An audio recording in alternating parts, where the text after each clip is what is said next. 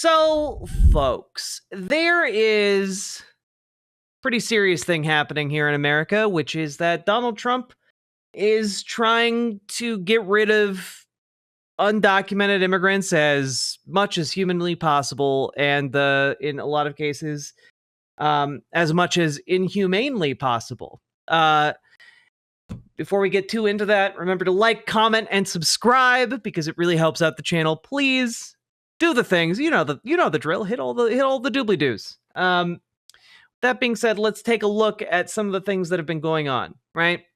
So, a couple days ago, the Trump administration started trying to circulate through the Department of Homeland Security that if undocumented immigrants deport themselves, they will be given $1,000 and a free plane ticket home. And I cannot stress enough how much you should not take that deal. You should not, under any circumstances, take that deal. Number one, because there's literally no reason to trust the US government, right? There is no reason to trust them to uphold that. And basically every single immigration lawyer I have seen talk about this is basically saying you should not do this.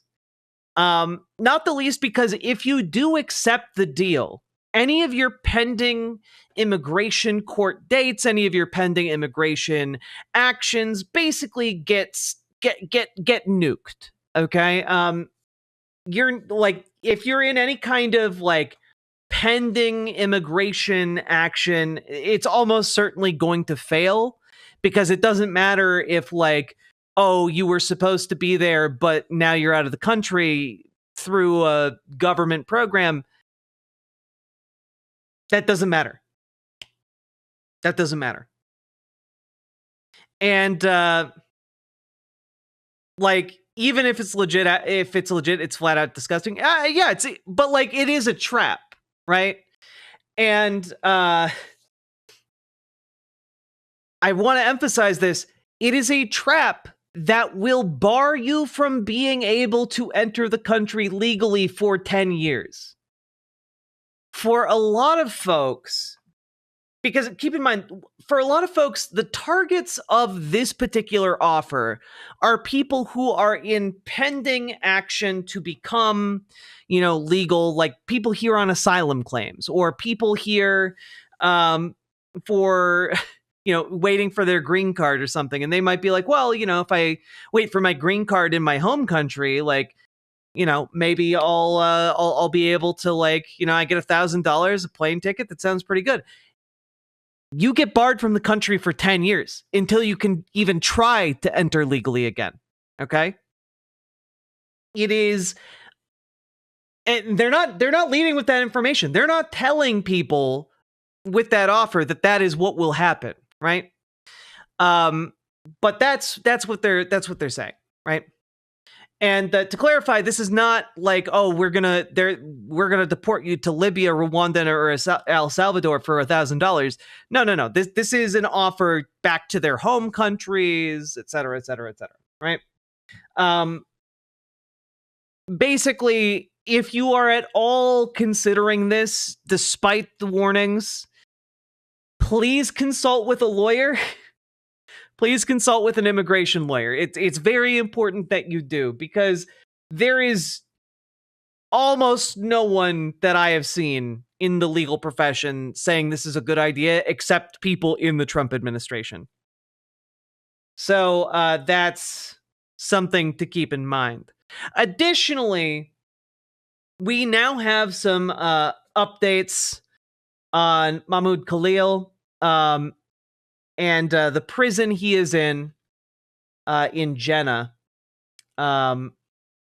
So, for those of you who need some refreshers, Mahmoud Khalil was basically disappeared by ICE, and for the last, I don't even know how long, like the last month and a half, We haven't really known what his status is, other than he's in ICE custody in various different locations around the United States. He's been getting moved around, shuffled around by ICE, you know? But some of the updates we have on Mahmoud Khalil is that he has been able to see his child for the first time via 9 photos printed at Walmart. He has not been allowed to actually hold his child or see his child in person. He has lost 15 to 20 pounds because the food that is being made in the Jenna prison is practically inedible. The dorms sleep 70 in 35 bunks in every room. The lights are on 24/7. It is kept cold in the facility. And the only reason things have improved is because members of Congress have started visiting the facility. I'm just going to quote here from the article. Things have improved slightly of late. A congressional delegation had recently traveled to the facility. So too had a group of committee staffers. In advance of that national attention, said multiple people familiar with the operation, the facility had brought in a cleaning crew, replaced numerous windows, and repainted. The center even staged a sanitation contest among inmates. Whoever did the best job of cleaning was to be rewarded with a pizza party. And the Jenna facility is run by Geo Group, a private prison corporation. It is a for-profit prison that is being used to hold Mahmoud Khalil. Okay? They are profiting off of his imprisonment, his unjust, unprovoked abduction. As far as I'm concerned, every single CEO for a private prison corporation, when all of this is done and dusted, should go to prison, ironically.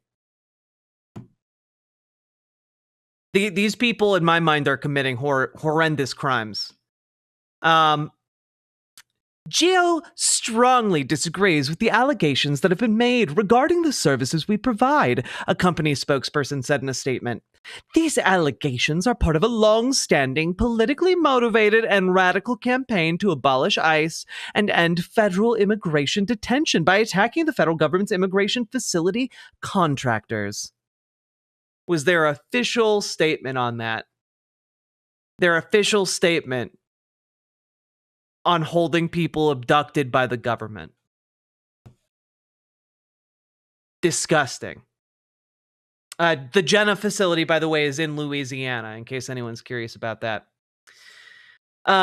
We do have an additional update that is quite interesting related to another private, well, I guess it's not really a private prison company. However, it is a private airline company called Global X. And it has become the official airline of Donald Trump's deportations. An article dropped over on 404 a few days ago. Global X, airline for Trump's deportations, hacked. Hackers say they've obtained what they say are passenger lists for Global X flights from January to this month. The data appears to include people who have been deported. And what's really fucking interesting about this is that data would then contain the full passenger lists of everyone who got deported. There would be actual transparency if that information got leaked, okay? If the hackers put that out there. This would be a way of showing, for example, that the US government lied under oath about what they knew and how they knew it. If this information leaked, it could basically supercharge any kind of contempt proceedings against the US government and the Justice Department in particular. because if Global X has this information, the US government definitely has that information. So that is really, really, really interesting. And this was a hack done by Anonymous, and the hacker group put out this statement. Anonymous has decided to enforce the judge's order since you and your sycophant staff ignore lawful orders that go against your fascist plans. A defacement message posted to Global X's website reads, "Ballsy as hell to post it just on the website." Excellent stuff. So yeah, the hackers say the data includes flight records and passenger lists. The hacker sent 404 Media a copy of the data, which is sorted into folders dated every day from January 19th through May 1st. So, interestingly, 404 Media may very well now be in possession of information that could incriminate members of the Trump administration. And that is really interesting. That possibility makes me pretty excited. I hope that I of course would never condone releasing stolen information like this, but I hope if it somehow accidentally does get released, that it's used for a noble cause, of course. I don't think it is. I don't think Global X is associated with Elon Musk.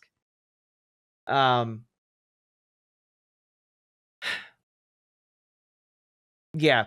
The article goes on to say, for example, the hackers obtained what appears to be detailed flight information about Global X flights 6143, 6145, and 6122 that left from Harlingen, Texas's Valley International Airport on March 15th. These flights are at the center of a class action lawsuit filed by 5 pseudonymous pseudonymous? Yeah, there we go. Nailed it. Venezuelan men against the Trump administration, which eventually went to the Supreme Court and which took off during and immediately following a court proceeding in which their lawyers were trying to get a restraining order to prevent the flights from taking off. Now, this is really important about... I don't think it's a jab at Elon. Global X is an evil company. But also other people were asking that same question. That wasn't necessarily directed at you. Now, the interesting thing here is that because they have the manifest of flight 6122, which I believe is the flight that left after the court proceedings, the US government has been claiming, and they invoked the State Secrets Act in order to, obfuscate this claim, that everyone on that flight was not detained under the Alien Enemies Act, and that they were just being deported, This would effectively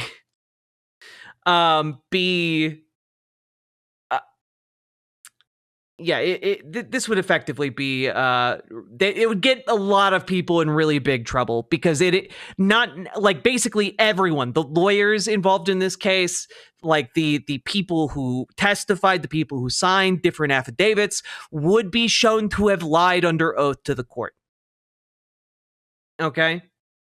This basically red kayaks.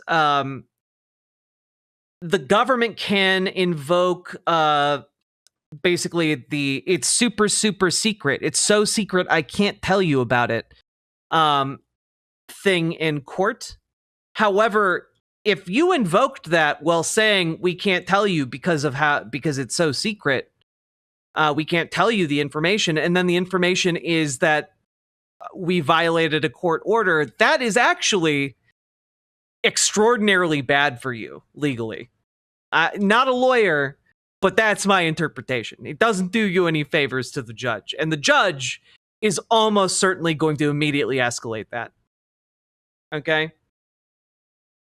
I like it's not just perjury, but I think it would also count as like an illegal invocation of the State Secrets Act. So these people are these people might be cooked. This was done under Anonymous's Operation Dreadnought, and yeah, it's very, very, very interesting. So that's kind of where those things are at the moment. But then we have a couple really disturbing developments that have come out over the last several days, right? The first one is from 3 days ago, right? And this is this New York Times piece titled "Rwanda in Early Talks with U.S. to Take Expelled Migrants." Basically, the Trump administration, what they're trying to do here, to kind of summarize, they are trying to create third country deportation hubs. Right? The idea here being that instead of chartering flights to a bunch of different places, they'll just charter flights to a handful of countries kind of in the area of the place these people are from, right? So far, Rwanda is one, El Salvador is another, and the third is Libya. And that's a story that dropped yesterday, right? Trump administration plans to deport migrants to Libya. And the way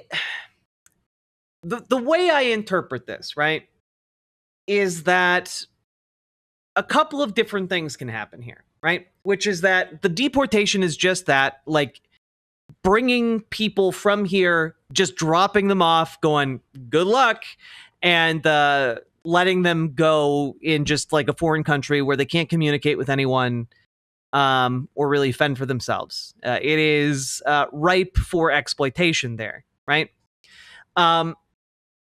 The worst possibility that is potentially on the table is effectively recreating the El Salvadoran or the Salvadoran model in each one of these countries. Libya having a private prison of some kind built there. Rwanda having a private facility built there. There have also been some talks about a similar situation with Mongolia. And yeah. These are really, really bad potential outcomes for sure. So just to have one point of clarification on some aspects of this story, it is unclear in some of these cases whether or not talks are actually happening or if the Trump administration is just saying shit. Because part of the reporting on this from NPR, right? Libyan officials for both of the factions controlling separate areas of the divided country denied they were in talks with the US. The official was not authorized to speak publicly about the plans, but the news comes days after reports that Trump was eyeing the North African nation, as well as other African nations, including Benin, Angola, and Eswatini, as places to send deportees. And, like, none of that makes any sense unless you are going to build, like, some kind of facility there to force them into labor. Or basically, you know, drop them off, say good luck, and then the countries there, you know, nab them up to force them into labor. It's very, very scary. However, one good thing is that yesterday a federal judge issued an emergency ruling preventing people from being deported to Libya. Because the thing that was happening with Libya, as opposed to with Rwanda, where like preliminary talks seem to be ongoing, there was allegedly a flight that was potentially going to take off on Wednesday. And the federal judge on Wednesday ruled that deporting non-citizens to Libya without due process would violate his court order that already is in place to block such action. So this is under Judge Brian Murphy. And basically it blocking any removals to Libya or Saudi Arabia, because apparently Saudi Arabia was another potential deportation spot. One has to wonder, why not just deport them to the country they're from? But the Trump administration is dead set on this third country idea. Again, I can only imagine for the worst possible reasons. Isn't Libya the slave trade place right now? It's not great. Not great at all. Basically every country that Donald Trump has reached out to deport people to has a track record of slave labor, has a track record of like torture camps and prisons. And like the conclusion that I am coming to here is that effectively what they're trying to do, and this is why I think that the worst option might be what they're trying to do, is that they are trying to basically create slave camps where they provide the labor, and either the government of the country that these people are being deported to, or some private company comes in, builds the camp, and then runs it and profits off the labor. That's my guess, because otherwise I just don't understand why would you deport them to a country that they're not from? Like the childlike logic that they give for this decision doesn't make any sense whatsoever, which is that, oh, we want to deport them so far away that they can never come back. And that's like how a child thinks. And it's not actually effective. I just apparently Kristi Noem has also signed agreements with Colombia as well, in order for Colombia to potentially be another third country. And again, the Trump administration is trying to paint these people as disgusting scum of the earth, like rapists, murderers, thieves, like the worst human beings you could possibly imagine. They kick puppies and behead children, and like there's literally no evidence of any of that for the vast majority of these people. The vast majority of these people are just folks that they picked up like because they looked Hispanic enough. Like the vast majority of these people are just like folks who were walking around and like may have like been pulled over for speeding one time.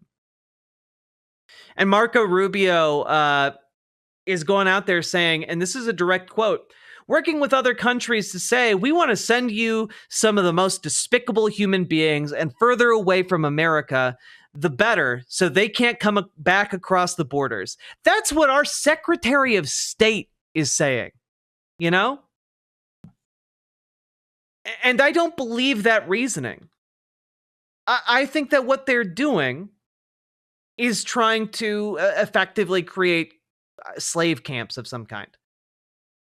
That's my speculation, because the rest of the facts literally don't make sense to me unless that's the case. It's literally what they're doing. Yeah. Who said that? Marco Rubio.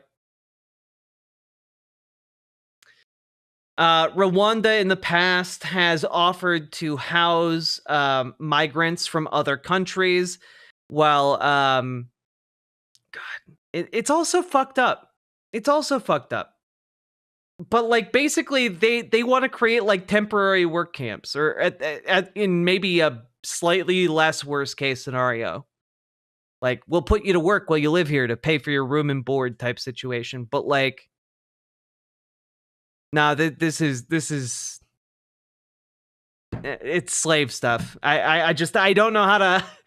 I know that sounds blasé, but like, I find it hard to view it as anything other than like an attempt to reintroduce slavery into the American process.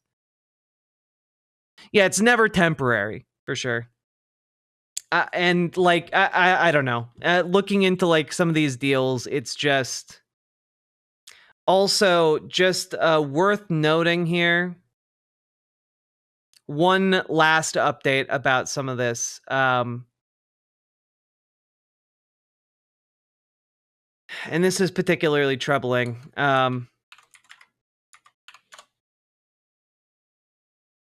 This is from last month, but I did not hear about this story. And this comes courtesy of Marissa Kabas, who's been doing some excellent reporting over at the Handbasket.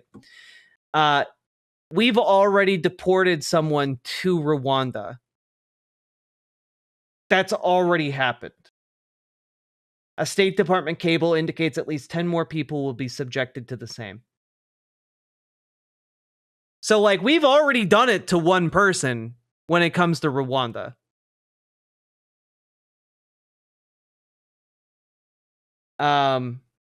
The target of this was a man named... Excerpts from the cable refer to the Iraqi national as Amen, except in one place where he's called Amin. Earlier court documents and media refer to him as Amin, so that's what I'll be using. Yeah, we don't know his full name. Oh wait, no, we do. Embassy Kigali convened an after-action exercise that confirmed the U.S. interagency effectively supported a capable Rwandan government to relocate detained Iraqi national Mr. Omar Abdul Sattar Amin, who could not be removed to Iraq pursuant to U.S. immigration proceedings. The successful relocation and Rwanda's subsequent agreement to accept additional third country nationals proved the concept for developing a new removal program to relocate third country nationals from the United States to Rwanda. So basically, we weren't supposed to be able to remove him. He was supposed to be here. They're calling it a relocation in order to get around the courts having already accepted him here.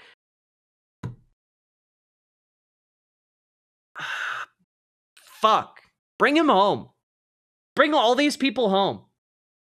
The cable references a wish list of policy concessions provided by Rwanda and a request for a one-time payment of $100,000 to support social services, residency documents, and work permits. A related note sent out today and reviewed by the Handbasket confirms the payment was made, but makes no further references to the wish list. It's insane that this isn't the bigger story. Yeah, I mean, yeah, the Trump administration is kidnapping and disappearing people who are here in this country illegally. If you are an Iraqi refugee and you are here in the United States, you've been granted refugee status. That means you are in the country legally. Full stop. Full stop. They are trying to get around immigration law by simply saying, oh, well, I guess we won't deport you to your home country. We're just going to send you someplace else. It's not a deportation, it's a relocation. Haha. See that clever trick I pulled? These fucking assholes. These monsters. So that's where we're at with deportations. It's scary. And it does feel sometimes like we're living in hell. But this is why we need to keep mobilizing. This is why we need to keep fighting. This is why you need to keep going to your Tesla takedown protests. This is why you need to keep going to your No Kings protests. Remember the next day of mass mobilization in every single state. Wherever you are, there are events. And if there's not an event, you can make one. Okay? Remember that is something that is happening all across America. You can go to nokings.org and find out more. You can go and make an event. You can go. There are so many more events on this page than there were the first time we looked at it. But You can make an event. You can make this happen. And the day for this protest is going to be June 14th. So mark it on your goddamn calendar, because we need to turn out and we need to fight these fucking bastards until we bring all of these people home that we have unjustly destroyed their lives. We cannot tolerate a government that will simply kidnap and abduct people off the streets. So, I'm going to link this in chat. I want all of you to figure out a way you can go to this. And if you can't, for whatever reason, you need to make sure as many of your friends and family and coworkers go as possible. Okay? That's your job. That is your job for the next month and some change. To get people to go to this. That is your homework. That is the way you can fight back. That's the next big mobilization. The last one really shook up a lot of things that are happening right now in this country. This one should shake up even more, as long as we do our parts and we get more people to go. So that's what I'm doing right now. That's what I want all of you to do as well. Okay? You with me? You gonna do it? I want to see you guys say, yes, I'll do it, Jack. Like, yes, ma'am. Like, I want to see you guys say yes. My girl who's in a wheelchair might be coming. Hell yeah. Join your local Dems. Fuck yeah. Sweet Blasphemy. Yes. Mr. Malachite. Yes. Molly Millions. Hell yes. Alan Smith. Good. Forlorn 79. Excellent. Nomi Sunrider. Greaves Underground. One-Eyed Heathen. Your Name Here. Kitsune Cavalier. Thank you. Tired and Trans. Let's go. Help me chase the feckless people out of the party. You can also join your local Dems and bother them to go as well. It's really easy to bother them. It's really easy to show up to the goddamn meetings, and let's kick the cowards out of the party too while we're at it, huh? So, let's make it happen, folks. Riverboat Jack is coming to town. All the viewers gather round. Twitch and YouTube and swishy streams. All that content is bursting the scenes. Politics, being flame more. Your sense of fashion you'll adore. So grab your stuff and hop aboard. We're going straight to Jack's Discord.